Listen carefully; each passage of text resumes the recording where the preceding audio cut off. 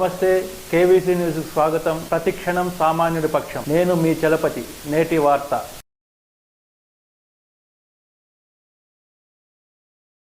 Neither is this ప్రాంతం అటు విజయవాడ కాదు, అటు గుంటూరు కాదు. ఇక్కడ నుంచి గుంటూరు చూసుకున్న 40 కిలోమీటర్లు, విజయవాడ చూసుకున్న దాదాపుగా మరో 40 కిలోమీటర్లు. ఇక్కడ ఉట్టి బేసిక్ ఇన్ఫ్రాస్ట్రక్చర్, నేను ఇంకేమీ మాట్లాడడంలో, రోడ్లు, కరెంటు, డ్రైనేజు, ఇటువంటి బేసిక్ ఇన్ఫ్రాస్ట్రక్చర్ ఎస్టాబ్లిష్ చేయడానికి మాత్రమే అయ్యే ఖర్చు వీళ్ళ లెక్కల ప్రకారమే, గత ప్రభుత్వపు లెక్కల ప్రకారమే ఎకరాకు 2 కోట్ల రూపాయలు అని చెప్పి లెక్కేశారు. 50,000 ఎకరాలు ఇంటూ 2 కోట్లు అంటే 1,00,000 కోట్ల రూపాయలు అని చెప్పి లెక్కేశారు అధ్యక్ష. 1,00,000 కోట్లు అనేది ఈరోజు లెక్కల ప్రకారం. ఒక 10 ఏళ్ళు పోతే ఇది కట్టడానికి, ఆ 1,00,000 కోట్లు తేవడానికి, తెచ్చి పెట్టడానికి 10 ఏళ్ళు పడుతుందో ఇంకా 20 ఏళ్ళు పడుతుందో తెలియదు. కానీ ఒక 10 ఏళ్ళు పోతే ఈ 1,00,000 కోట్లు దాని విలువ ఎంత అవుతుంది అధ్యక్ష? 10 ఏళ్ళు పోతే ఇదే 1,00,000 కోట్లు ఈరోజు అయ్యే ఖర్చు 10 ఏళ్ళు పోతే అది 6,00,000 కోట్లు, 7,00,000 కోట్లు అవుతుంది. అంటే నీ కనీసం మన దగ్గర ఉన్న డబ్బుతో కనీసం మనం రోడ్లు వేసుకునేదానికి, డ్రైనేజీలు వేసుకునేదానికి, కరెంట్ ఇచ్చేదానికి కూడా మన దగ్గర డబ్బులు లేని పరిస్థితిలో మనం ఉంటే, ఇక్కడ రాజధాని అనే ఊహా చిత్రం సాధ్యమవుతుందా? ఈ రకంగా ప్రజలను మిస్లీడ్ చేయడం ధర్మమేనా? అసలు మనకు అంటూ, మన పిల్లలకంటూ ఏదైనా ఒక ఉద్యోగాలు వచ్చే ఒక పరిస్థితి, ఒక సిటీ, ఒక ఎస్టాబ్లిష్మెంట్ అనేది ఎప్పటికి వస్తుంది? చదువుకున్న మన పిల్లలు ఉద్యోగాల కోసం ఎప్పుడూ కూడా పెద్ద నగరాలైన హైదరాబాద్కో, లేకపోతే పెద్ద నగరాలైన బెంగళూరుకో, లేకపోతే పెద్ద నగరాలైన చెన్నైకో, ఇటువంటి నగరాలకు వెళ్ళాల్సిందేనా? ఎప్పటికీ మనకు మార్పు ఉండదా అనే ఆలోచనల మధ్యలో నుంచి ఈరోజు రాష్ట్రంలో ఉన్న బిగ్గెస్ట్ సిటీ ఈజ్ విశాఖపట్నం. అది బిగ్గెస్ట్ సిటీ ప్రస్తుతం రాష్ట్రంలో. ఇటువంటి బిగ్గెస్ట్ సిటీలో ఆల్రెడీ రోడ్స్ ఉన్నాయి, ఆల్రెడీ డ్రైనేజీలు ఉన్నాయి, ఆల్రెడీ కరెంట్ ఉంది, ఆల్రెడీ అన్ని రకాల ఇన్ఫ్రాస్ట్రక్చర్ ఫెసిలిటీస్ ఆల్రెడీ ఉన్నాయి.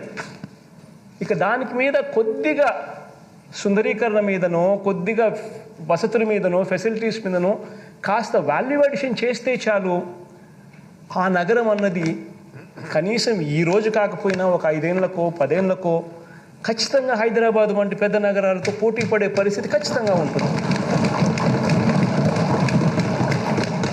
అధ్యక్ష, ఇది వాస్తవమైన పరిస్థితి అధ్యక్ష. ఇటువంటి వాస్తవాలను గుర్తెరిగే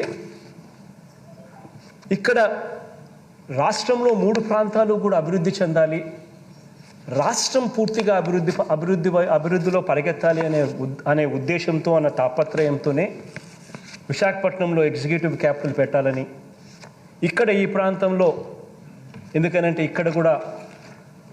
ఇక్కడ ఆకాంక్షలు కూడా ఉన్నాయి కాబట్టి ఇక్కడ ఈ ప్రాంతంలో లెజిస్లేటివ్ క్యాపిటల్ ఇక్కడ పెట్టాలని, కర్నూలులో ఇంతకుముందు 1953 నుంచి 1956 దాకా కర్నూలు ఆంధ్ర రాష్ట్రానికి క్యాపిటల్, అటువంటి క్యాపిటల్ని అక్కడి నుంచి షిఫ్ట్ చేశాం.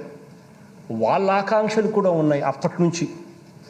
వాళ్ళ ఆకాంక్షలను కూడా పరిగణలోకి తీసుకుని వాళ్ళకు మంచి చేయాలనే ఉద్దేశంతో అక్కడ హైకోర్టు పెట్టాలని, జ్యుడిషియల్ క్యాపిటల్ కర్నూలులో పెట్టాలని, 3 ప్రాంత ప్రజలకు కూడా అన్ని రకాలుగా డీసెంట్రలైజేషన్ ద్వారా మంచి జరిగించాలి అనే తాపత్రయంతో అడుగులు ముందుకు వేశాం అధ్యక్ష. అటువంటి పరిస్థితుల మధ్య ఈరోజు ఏమేం జరిగాయో మన కళ్ళ ముందునే చూస్తూ ఉన్నాం. ఈ దాదాపుగా ఈ 1.5 సంవత్సరం 2 సంవత్సరాలుగా ఈ ఆలోచన మనం చేసినప్పటి రోజు నుంచి చూస్తే ఈ 2 సంవత్సరాలు 1.5 సంవత్సర కాలంలో రకరకాలుగా దీన్ని వక్రీకరిస్తూ, రకరకాలుగా దీన్ని ట్విస్ట్ చేస్తూ, రకరకాలుగా అపోహలు క్రియేట్ చేస్తూ, రకరకాలుగా న్యాయపరమైన చిక్కులు క్రియేట్ చేస్తూ రకరకాలుగా దీనిని తీసుకొని పోతా ఉన్నారు అధ్యక్ష. ఇటువంటి నేపథ్యంలో అధ్యక్ష ఈ ప్రకటన నేను చేయాల్సి వస్తూ ఉంది అధ్యక్ష. రాజధానుల వికేంద్రీకరణ బిల్లు ఆమోదం పొందిన వెంటనే 3 ప్రాంతాలకు న్యాయం చేసేలా 3 రాజధానుల ప్రక్రియ ప్రారంభమై ఉంటే ఈరోజు దాని నుంచి మంచి ఫలితాలు ఈపాటికే అందుబాటులోకి వచ్చి ఉండేవి. నాటి శ్రీబాగ్ ఒడంబడిక స్ఫూర్తితో వెనుకబడ్డ ఉత్తరాంధ్ర సహా అన్ని ప్రాంతాలు కూడా సమాన అభివృద్ధి చెందాలన్న ఆకాంక్షతో వికేంద్రీకరణ బిల్లుని ప్రవేశపెట్టడం జరిగింది. గతంలో కేంద్రీకరణ ధోరణులు ఒకచోటే పూర్తిగా కేంద్రీకరణ అయిన పరిస్థితుల మధ్య కేంద్రీకరణ ధోరణులు ప్రజలు ఎంతగా వ్యతిరేకించారో 2019 సార్వత్రిక ఎన్నికల్లో ప్రజలు ఇచ్చిన తీర్పు ద్వారా ప్రస్ఫుటంగా వ్యక్తమైంది. మరోసారి హైదరాబాద్ లాంటి ఒక సూపర్ క్యాపిటల్ మోడల్ వద్దని, అటువంటి చారిత్రక తప్పిదాన్ని ప్రభుత్వం పాల్పడరాదని ప్రజల తీర్పు స్పష్టం చేసింది. కాబట్టే వికేంద్రీకరణ సరైన విధానం అన్నది బలంగా నమ్మి అడుగులు ముందుకు వేశాం. అధ్యక్ష, అన్ని ప్రాంతాలు, అన్ని కులాలు, అన్ని మతాలు, వీరందరి ఆశలు, ఆకాంక్షలు ప్రభుత్వం పరిగణనలోకి తీసుకుంది కాబట్టే, వాటిని ఆవిష్కరించింది కాబట్టే మన ప్రభుత్వాన్ని గడిచిన ఈ 2.5 సంవత్సర కాలంలో జరిగిన ఏ ఎన్నికలను తీసుకున్నా కూడా ప్రజలు మనసారా దీవిస్తూ వచ్చారు ఈ ప్రభుత్వాన్ని.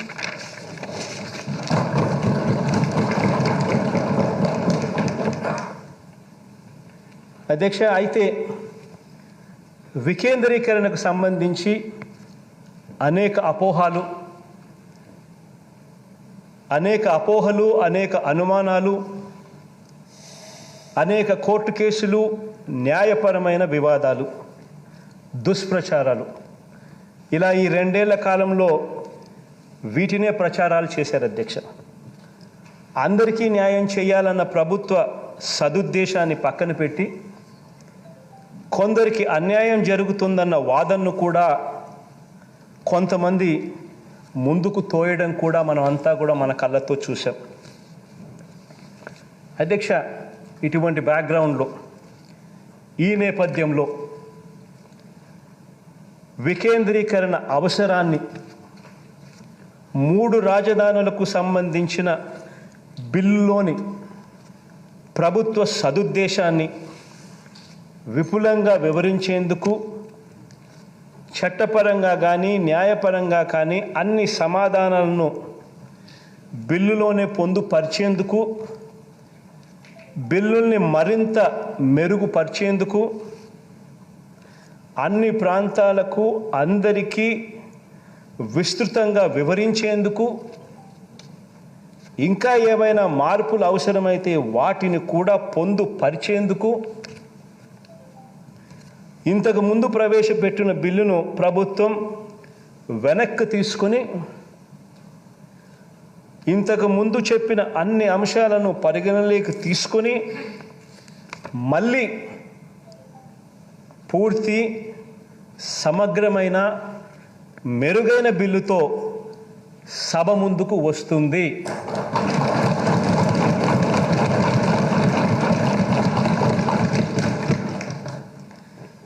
విస్తృత, విశాల ప్రజా ప్రయోజనాలను కాపాడేందుకే ఈ నిర్ణయం తీసుకుంటా ఉన్నాం అధ్యక్ష. Thank you. ఇంతటితో నేటి వార్త సమాప్తం. మరిన్ని వార్తా విశేషాలతో మీ ముందుకు వస్తుంది KV's news. Until then, signing off, మీ కేవీ చలపతి.